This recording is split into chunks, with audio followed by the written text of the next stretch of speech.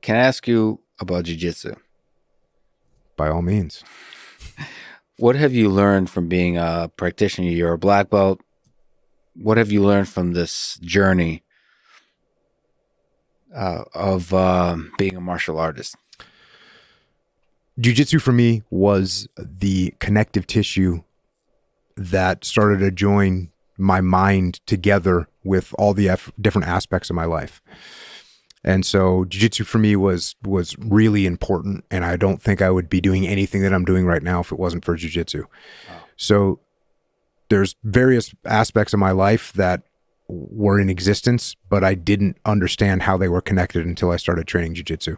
The primary things are interacting with other human beings and combat tactics and strategy and jiu-jitsu. And all those things are connected. They all follow the same guiding principles, and I wouldn't have recognized those guiding principles if I didn't do jiu-jitsu.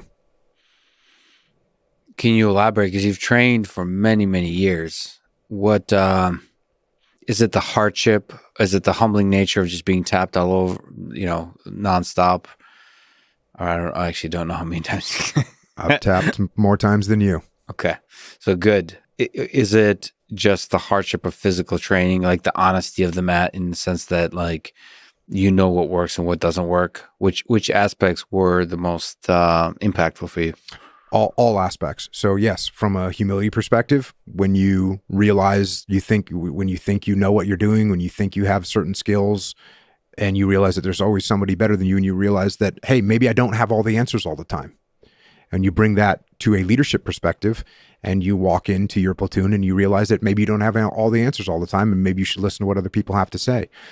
You bring that to a combat situation, and you realize that if you sit there and think that you're smarter than the enemy, you're going to be complacent, you're going to make mistakes. So there's one aspect out of the gate. As far as, if I'm going to try and get your arm, do I attack your arm? Maybe not directly, unless I'm a white belt. Exactly. What do? I attack your neck, and when you reach up to defend your neck, that's when I get your arm.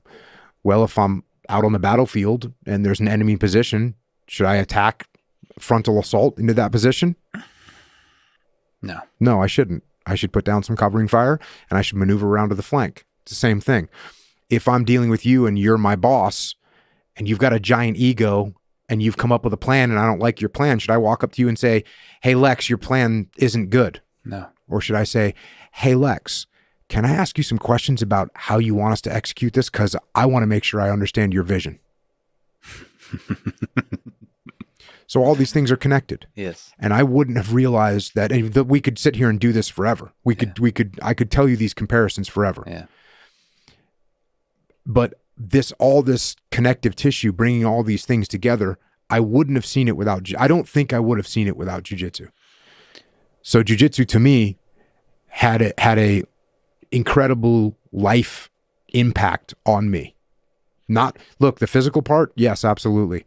Does it keep you humble when you know that there's a 145-pound individual that can tap you out when you're 220-pound, 25-year-old guy, and there's a 135 or 140-pound, 46-year-old guy that can make you tap out? That's humbling. And what do you do with that? Do you run away from it, or do you continue to pursue it? Same thing with life, same thing with anything. So jiu-jitsu is an incredibly powerful, not just physical aspect, but it's a way to understand. It's a way of thinking. You've also competed. Is there something you can speak to the value of competition? Obviously, you've been through combat. Actual military combat is many, many, many orders of magnitude more high stakes than competition in a silly sport like jiu-jitsu. Nevertheless, it still has some of the echoes of the same challenges. Is there something you can speak to the value of competition for you? Yep. Competition will reveal weaknesses in your game that you can then go back and train to rectify.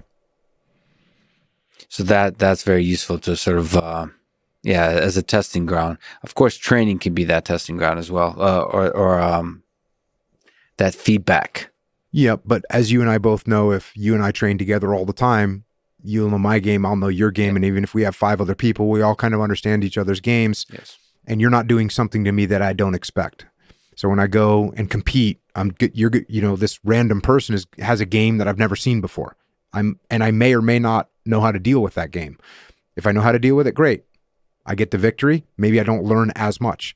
If I don't know how to deal with their game, I get the loss, and I get the win of learning what some weakness in my game is.